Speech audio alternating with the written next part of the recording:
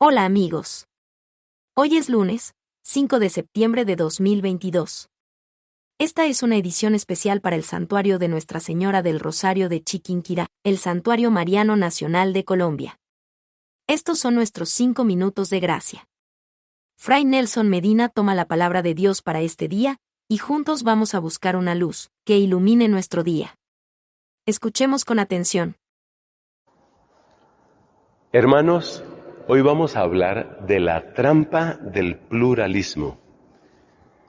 En nuestro tiempo, el pluralismo se ha convertido en una especie de valor absoluto y también en un arma arrojadiza al estilo de los dardos que se usaban en las guerras medievales, es decir, algo que se le puede tirar a la otra persona, se le puede arrojar a la otra persona para hacerle daño.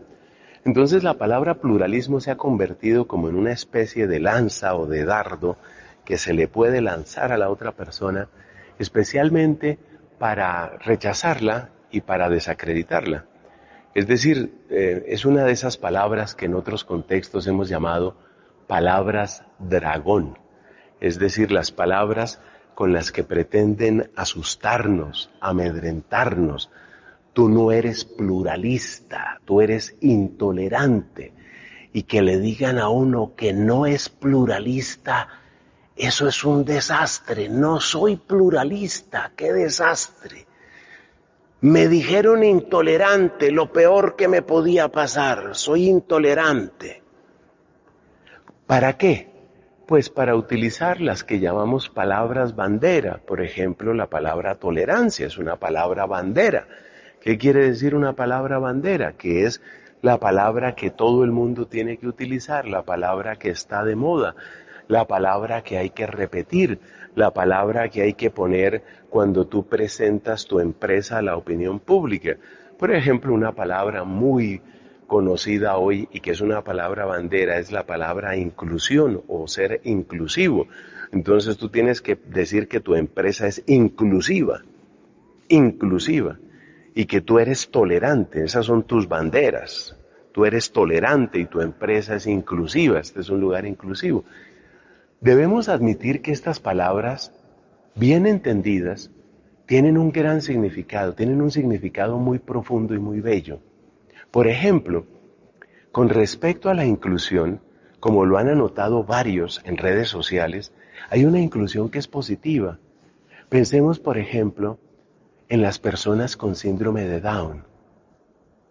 Y resulta que la misma sociedad nuestra, que se llama inclusiva, asesina a las personas con síndrome de Down antes de que nazcan. Nuestra sociedad inclusiva no los incluye a ellos. Pensemos, por ejemplo, en tantos restaurantes que se presentan como inclusivos, pero luego te pones a ver y resulta que la persona discapacitada o la persona ciega no tiene cómo acceder a un menú.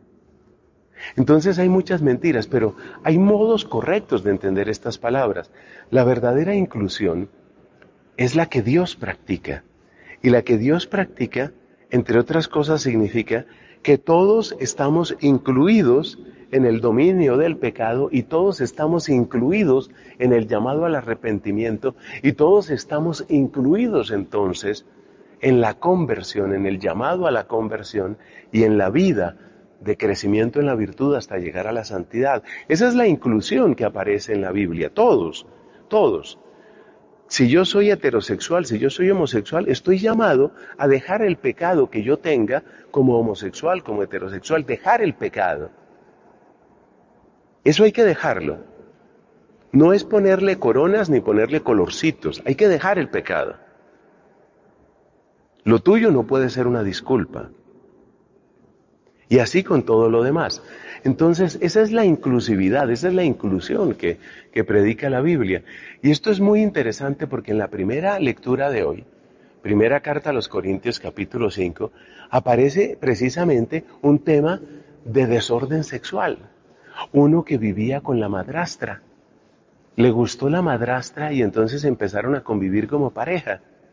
Eso en nuestro tiempo pues implicaría, bajo la norma de la tolerancia absoluta y de la inclusión absoluta y del pluralismo absoluto, eso significaría hoy que es otro modo de orientación sexual, es otro modo de vivir la sexualidad, y seguramente no faltaría el que dijera, tan respetable ese como este y como el otro. Pero por lo visto San Pablo no estaba sometido a las cadenas de ese tipo de pluralismo, o a esa falsa tolerancia, o a esa falsa inclusión. El mandato de San Pablo es muy claro: arrojen de ustedes la levadura que corrompe. Es decir, no soporten la tiranía del pecado, no soporten la infección del pecado, hay que luchar contra ella.